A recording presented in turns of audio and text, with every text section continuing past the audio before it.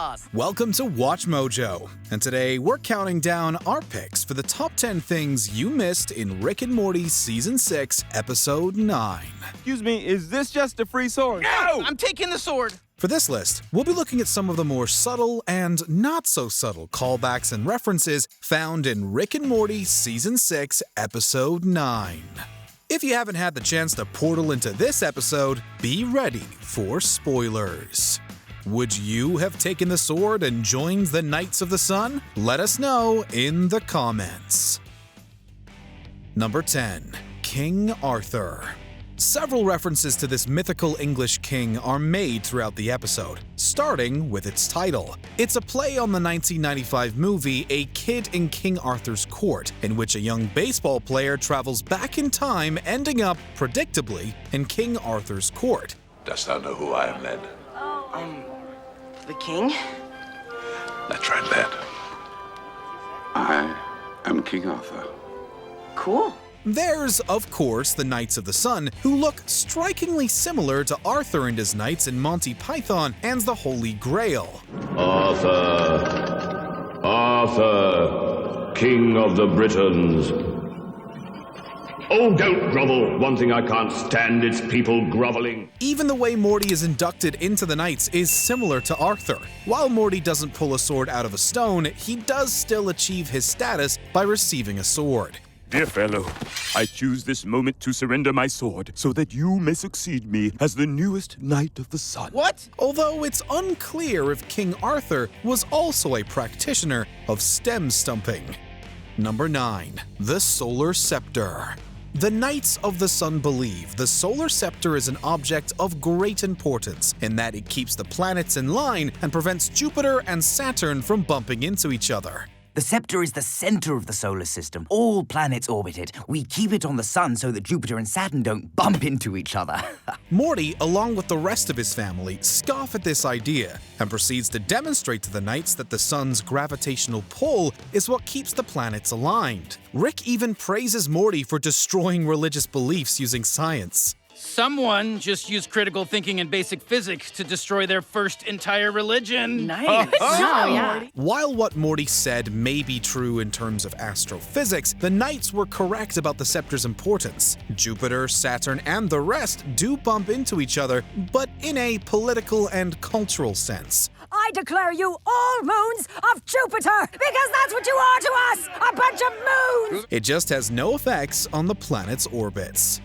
Number 8. Ye Olde Neutral Zone. When the leaders of the planets converge at the Sons of the Moon meeting, there's a brief shot of a sign labeling the site as a neutral zone. How many planets in our solar system have these clowns? Usually this is an area of land between two or more states that acts as a buffer with its own set of rules differing from surrounding areas. It could also be a reference to the neutral zone in Star Trek that separates the Federation from Romulans and the Klingons. Captain, those coordinates will take us right into the neutral zone. That is correct, Mr. LaForge. Warp factor 8. Aye, sir. Warp 8. Engage. The Season 1 finale of The Next Generation deals with a potential conflict between the Federation and Romulans, where several outposts are destroyed near the neutral zone. Unlike in this episode, the conflict is resolved peacefully. Let's collaborate. Let's share whatever we learn about what has happened here. Agreed on this one issue. Calling pop culture superfans everywhere. Do you love to argue with WatchMojo's top 10 ranks? Introducing WatchMojo's first and very own party game. Bring your superpowers to the table and fight for your pick to be at the top of the list. It's all the fun of the comment section, but in real life. Number 7. Goodbye Blue Sky. All war breaks out between the planets of the solar system when their leaders realize the solar scepter is up for grabs. Yeah, I know you're freaking out because it's not on the sun. No, because whoever has it rules the solar system! It's up for grabs! Get it! We then get a montage of the differing factions battling for its possession and thus ruling the solar system. It's accompanied by the track Goodbye Blue Sky by Pink Floyd from the 1979 album The Wall. Goodbye, Blue sky, goodbye, blue sky. The song goes on to describe the Blitz, where the German Air Force launched a bombing campaign against the United Kingdom during the Second World War. It evokes the fear brought about by the German bombers along with the destruction caused by the bombs. Did you see the frightened ones? Did you hear the falling bombs? Earth could have been affected by the bombs, but Rick set up a planetary shield. Damn, who would have thought giving the Amish nukes would threaten the solar system? Number 6. Blade. Morty finds out that to fully become a member of the Knights of the Sun, he has to lose his, member. Okie dokie. I see Mortaniel wants to go first. Not true. Do I just leave the sword wherever? Is there a sword bin? What are you saying? You don't want to cut off... Listen, guys, can we not... Understandably, he's not down with that and decides to leave. But before he can, the King of the Sun declares he must defeat him in combat. Ever the one with a technological solution, Rick gives Morty a sword that uses artificial intelligence to learn the opponent's attacks based on the movie Blade. Here, the sword uses AI to learn from an opponent's attacks. So I have to get attacked first? No, the sword has already seen Blade and loved it. You'll be fine. The film was based on the Marvel Comics character of the same name and starred Wesley Snipes. It was also one of the first successful Marvel movies. Yeah, I figured that might happen.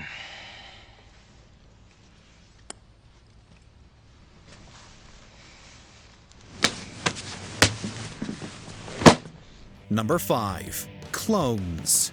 The presence of clones throughout Rick and Morty should not come as a big surprise. Along with the multidimensional variants of almost every character and decoys, you can never be sure you're talking to the real version of someone. You're making decoys? Wait, how do you...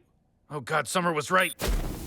Everyone in the car. This is probably why Morty can't believe that Rick is being helpful without it being some kind of bit. Rick's reply that the family has enough clones and robots in it is too true. Are you a robot? Morty! A clone? Morty, this family's got enough clones and robots in it. The family already has 2 Beths, and Rick himself has been on a wild clone adventure when his consciousness kept getting rerouted to different dimensions, Project Phoenix. What are you doing with my clone? It's okay, I'm you. I took my own clone Vat offline a couple seasons ago, so I think my backup got rerouted to your universe. I'm sorry. Number 4. Vat of Acid.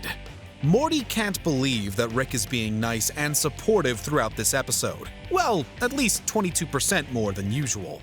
So I'm gonna be like 22% more agreeable with you for like maybe one episode or one adventure. We'll see how it goes. Morty has good reason to believe that Rick isn't being sincere when offering his support to help him get out of this mess. Previously, when Rick made a reset button type of device for Morty, he neglected to say that when Morty used it, it killed a Morty in another dimension. All because Morty thought the vat of fake acid was a stupid idea. Why would you do this? My hands are clean, Morty. I gave you a choice. You could listen to me explain in great scientific detail how it all works, or you could have fun. This time, Rick insists he's being sincere, and wouldn't you know it, the vat of fake acid, this time sun fluid, saves Morty from having to stem his stump. We guess it was a good idea after all. And that's when King Morty and Rick were left with no choice but to leap into the sun. Such shame he felt for what he'd done to our society. Sacrificing his dick wasn't enough. He gave his entire body and wizard servant as well. Number 3. Jerry-level stuff.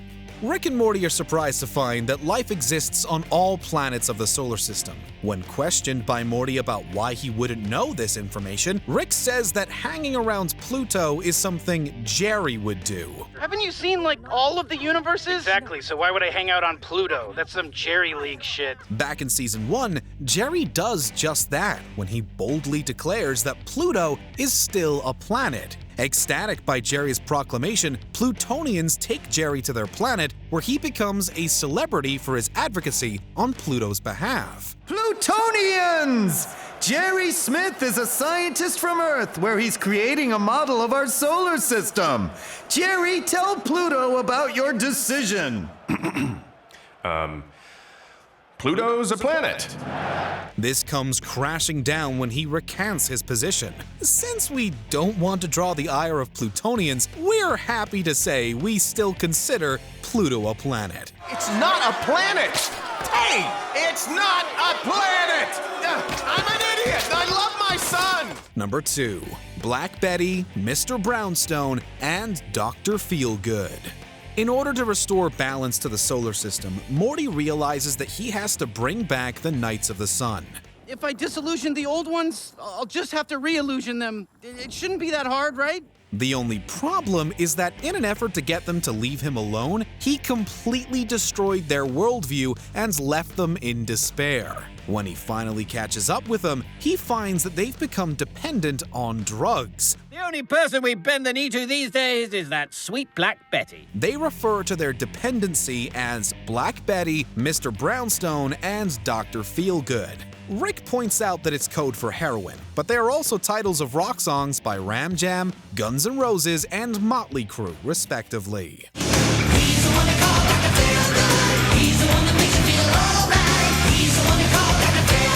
Number 1. Special guest stars.